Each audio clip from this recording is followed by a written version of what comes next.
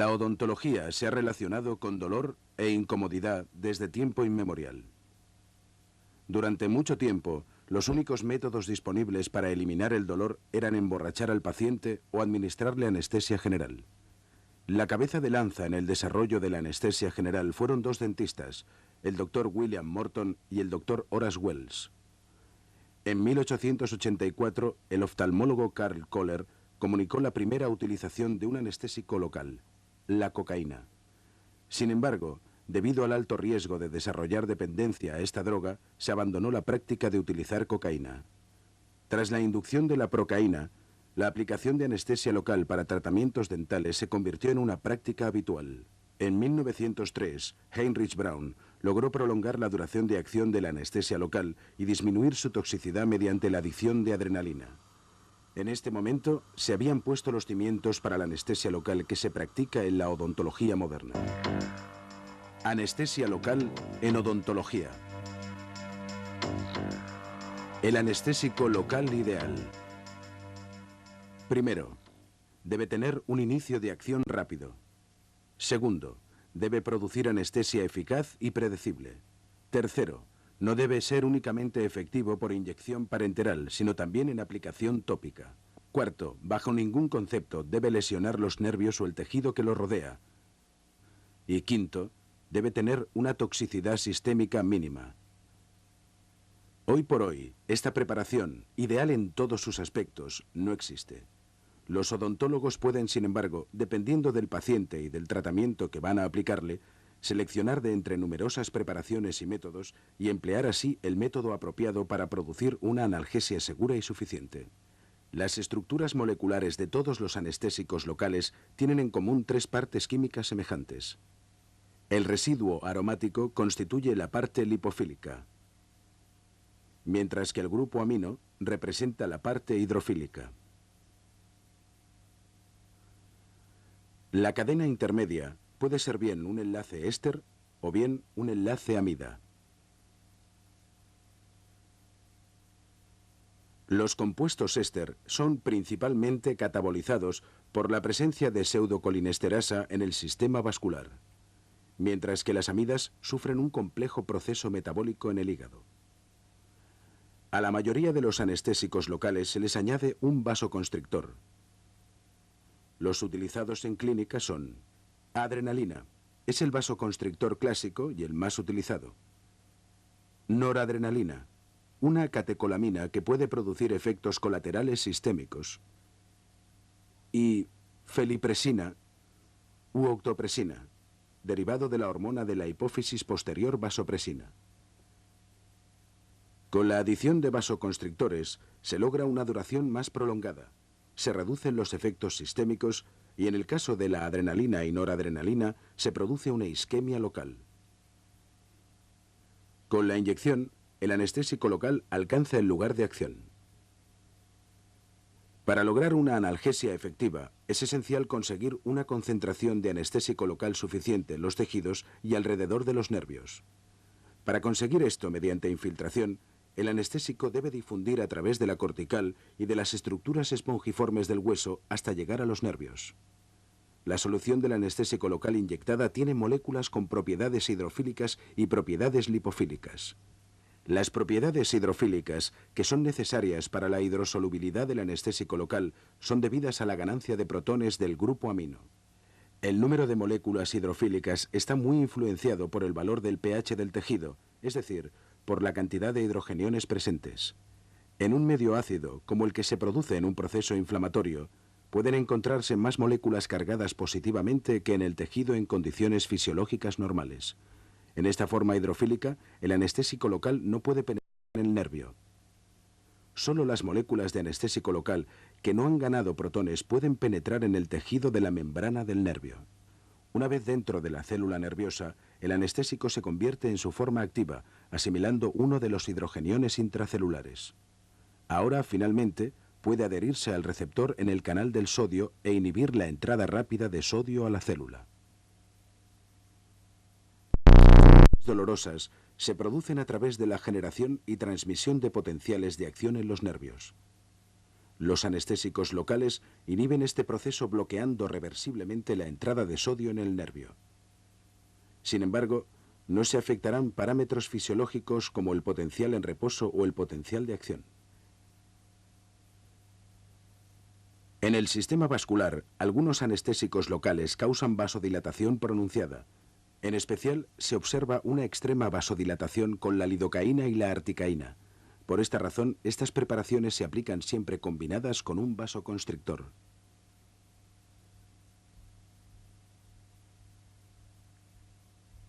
Sin embargo, el anestésico local mepivacaína produce un efecto vasoconstrictor. Este es un aspecto que requiere una atención especial en el tratamiento de pacientes con alto riesgo cardiovascular. Inmediatamente después de la inyección de un anestésico local, comienza su reabsorción por la circulación sistémica. La velocidad de dispersión depende del estado circulatorio regional y de las propiedades de cada anestésico local en particular. Para un vasoconstrictor aplicado, existen 3 mecanismos decisivos en su eliminación. Primero, la dispersión en los vasos sanguíneos después de la difusión del vasoconstrictor asociado al anestésico local. Segundo, la degradación enzimática en metabolitos inactivos. Y tercero, la recaptación en las terminaciones nerviosas. Para conseguir una analgesia segura y suficiente en la zona pretendida, debe aplicarse una cantidad suficiente de anestésico local lo más cerca posible del nervio correspondiente o de la capa cortical que lo cubre. Inmediatamente después de la inyección, la concentración del anestésico local empezará a disminuir. Tras un periodo determinado de tiempo, la concentración a nivel de los nervios no será suficiente para mantener el nivel necesario de anestesia en la pulpa. Sin embargo, el tejido blando permanece insensible al dolor durante mucho más tiempo. La pérdida del efecto anestésico es claramente más lenta en esta fase. Para aumentar la duración de acción, la mayoría de las preparaciones llevan vasoconstrictores añadidos. El resultado es que el flujo de sangre local y la velocidad de dispersión del anestésico se reducen. No obstante, la conducción neuronal del estímulo no será influenciada por estas sustancias.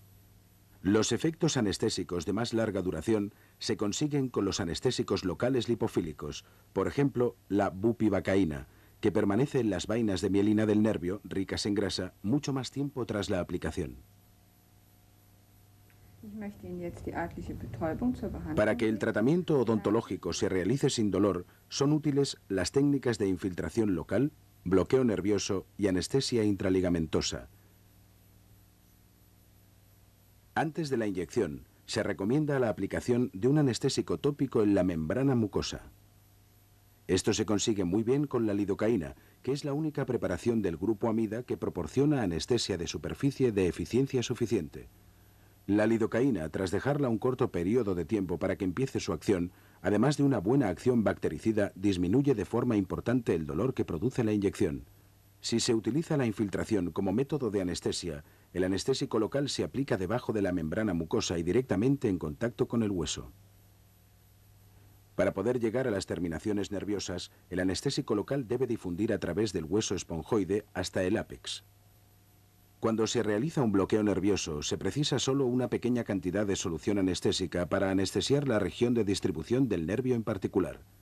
Las técnicas típicas en odontología son el bloqueo del nervio infraorbitario, en un punto por debajo del borde inferior de la órbita. Se anestesiará la zona externa de la nariz, la parte frontal de la mejilla, el labio superior, y también los procesos alveolares y los dientes en la región de los incisivos. El bloqueo del nervio nasopalatino producirá anestesia de la membrana mucosa, así como del paladar duro en la zona de los incisivos.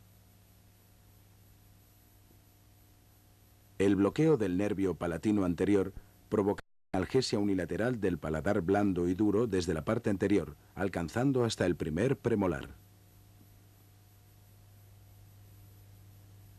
El bloqueo de los nervios dentales posteriores o nervio alveolar posterosuperior, conocido también como bloqueo de la tuberosidad, produce analgesia en la zona superior del hueso de la mandíbula y en la encía de la región molar y premolar.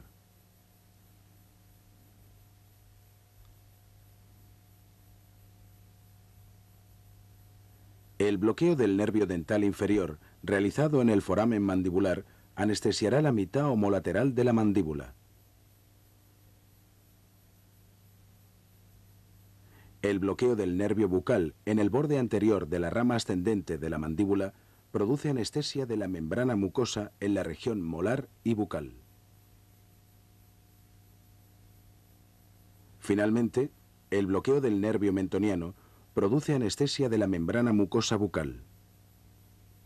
Con la aplicación del anestésico local cerca o en el canal mentoniano, los dientes anteriores del mismo lado quedarán anestesiados. El bloqueo del nervio infraorbitario en el foramen infraorbitario, que se localiza 10 milímetros por debajo de la sutura cigomático-maxilar, debe empezar con la inserción de la aguja de inyección paralela al eje del canino. Se coloca un dedo en el borde de la órbita. Aproximadamente a 16 milímetros por encima del punto de inserción, la punta de la aguja toca la región del foramen. Tras comprobar que la aspiración es negativa, se inyecta 1 mililitro de anestésico. El nervio nasopalatino sale por debajo del canal de los incisivos hasta la papila incisiva.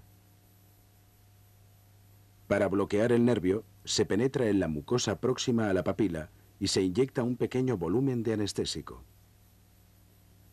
El nervio palatino anterior transcurre a través del canal ptérico-palatino y puede encontrarse medialmente al primer molar y a una distancia de aproximadamente 10 milímetros. Para realizar un bloqueo eficaz se precisan de 0,2 a 0,3 mililitros de anestésico local. Para evitar el dolor a la inyección y la necrosis por presión, así como la excesiva anemia local, el anestésico debe inyectarse con extrema lentitud. Para bloquear el nervio dental posterior, la aguja debe insertarse a nivel del segundo molar en el vestíbulo bucal. Una vez la aguja ha contactado con el hueso, se gira sucesivamente hacia la parte externa en un ángulo de 45 grados con respecto al plano de oclusión y hacia la línea central de los molares. En este momento se le hace avanzar unos 30 milímetros. Tras realizar una prueba de aspiración negativa, se inyectan alrededor de 2 mililitros de anestésico local. Si no se logra contactar con el hueso, existe el peligro de realizar una inyección en los vasos del plexo pterigoideo, pudiéndose desarrollar como consecuencia un hematoma retromaxilar. Para anestesiar el nervio dental inferior, la aguja debe insertarse un poco por fuera de la rama mandibular. Dándole a la aguja la dirección del canino opuesto, se le hace avanzar en la zona pterigomandibular unos 20 milímetros aproximadamente. El surco mandibular, que es la zona diana, se sitúa por encima del foramen mandibular. Tras realizar una prueba de aspiración negativa, se inyectan aproximadamente 2 mililitros de anestésico local. Un error que se comete con frecuencia es sobrepasar el nervio con la aguja. Para corregir este error, la jeringuilla debe girarse un poco hacia el lado opuesto.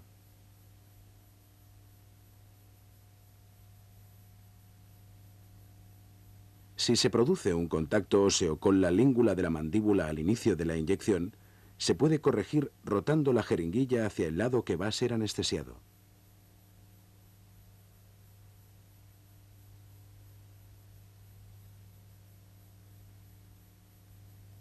Con esta técnica, hay un riesgo relativamente alto de puncionar un vaso próximo. Por lo tanto, es obligado realizar cuidadosamente frecuentes pruebas de aspiración. Para el bloqueo del nervio bucal, tras contactar con el borde anterior de la rama ascendente de la mandíbula, se deposita aproximadamente 1 mililitro de anestésico. Para la anestesia del nervio mentoniano, se deposita una pequeña cantidad de anestésico en la zona de la salida del nervio por el canal mandibular. Esto produce un bloqueo sensitivo de toda la zona. Aunque los principios de la inyección intraligamentaria se conocen desde principios de siglo, Esta técnica solamente ha podido ser empleada tras el desarrollo de jeringuillas y de agujas adecuadas para el espacio periodontal. La aguja se introduce de 2 a 3 milímetros en el espacio periodontal. El anestésico local se inyecta lentamente en la esponjosa alrededor del diente y en el espacio periodontal. Las ventajas de este método son que precisa una cantidad pequeña de anestésico local, que la inyección produce un traumatismo pequeño y que la zona anestesiada es únicamente aquella deseada. Entre sus inconvenientes están la posible contaminación bacteriana desde el surco al espacio periodontal, la lesión mecánica e incluso citotóxica del tejido periodontal y la necrosis provocada por la inyección a alta presión. La industria farmacéutica ofrece muchas soluciones diferentes de anestésicos locales.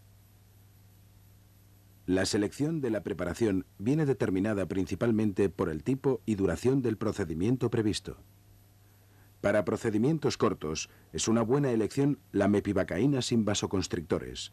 Para un tratamiento de duración moderada, se recomienda mepivacaína, lidocaína o articaína con vasoconstrictores. La etidocaína y la articaína con concentraciones más altas de adrenalina son anestésicos locales de larga duración. La bupivacaína produce una analgesia de muy larga duración sin necesidad de añadir vasoconstrictores. Los antecedentes médicos del paciente o cualquier enfermedad concomitante influirán también en la selección. A este respecto deben tenerse en cuenta las siguientes patologías: insuficiencia hepática, que implica una reducción en el metabolismo de las amidas. Insuficiencia cardíaca, debido al efecto cardiodepresor de muchos anestésicos. Hipoproteinemia, que al reducir la fijación proteica del anestésico, produce una toxicidad sistémica mayor. Alergias a una preparación específica. Se han observado con frecuencia reacciones alérgicas tras la inyección de preparaciones de procaína. Con los anestésicos tipo amida, las reacciones alérgicas son muy raras y en su mayoría están causadas por el uso de los conservantes como el metil 4-hidroxibenzoato o el sulfito sódico. El sulfito sódico se añade a todas las preparaciones de anestésicos locales que contienen adrenalina o noradrenalina. Estas sustancias químicas deben constar en el etiquetado descriptivo del producto. En el caso de que el paciente tenga un terreno alérgico, está indicado utilizar preparaciones de anestésico local sin conservantes. Una sobredosis relativa o absoluta de cualquier anestésico local puede dar lugar a efectos indeseables graves. Los síntomas afectan generalmente al sistema cardiovascular y/o al sistema nervioso central. En estos sistemas, los anestésicos locales inhiben la propagación del impulso de forma similar al efecto deseado en los nervios periféricos que se desean bloquear. La aparición de toxicidad sobre el sistema nervioso central generalmente comienza con una fase prodrómica inespecífica. Se observa fasciculación de los músculos faciales y el paciente puede quejarse de acúfenos, vértigo y sabor metálico en la boca. En ciertos casos, la fase de excitación se acompaña de inquietud física, síntomas de hiperventilación y convulsiones generalizadas tónico-clónicas. En esta situación, se puede añadir un problema de lesión aguda del paciente debido a sus movimientos incontrolados. A medida que aumentan los niveles de anestésico local en sangre, puede desarrollarse una fase de depresión con pérdida de la consciencia y paro respiratorio. El efecto inhibidor de un anestésico local sobre la estimulación nerviosa provoca una disminución del gasto cardíaco y una disminución de la frecuencia cardíaca. Esto puede manifestarse como una disminución importante de la presión arterial y una bradicardia o arritmia dependiente de la concentración que puede desencadenar un paro cardíaco. El electrocardiograma presenta arritmias inducidas por los anestésicos locales como la bradicardia sinusal, extrasístoles ventriculares, ritmos ectópicos o bloqueo auriculoventricular. En los casos de extrema toxicidad, puede aparecer asistolia. Los vasoconstrictores son añadidos al anestésico local para evitar que éste alcance concentraciones altas en sangre sistémica. La absorción de vasoconstrictores puede provocar un aumento importante en la frecuencia cardíaca, episodios de angina de pecho, cefalea y taquicardias. Se recomienda entonces una monitorización adecuada para pacientes de riesgo.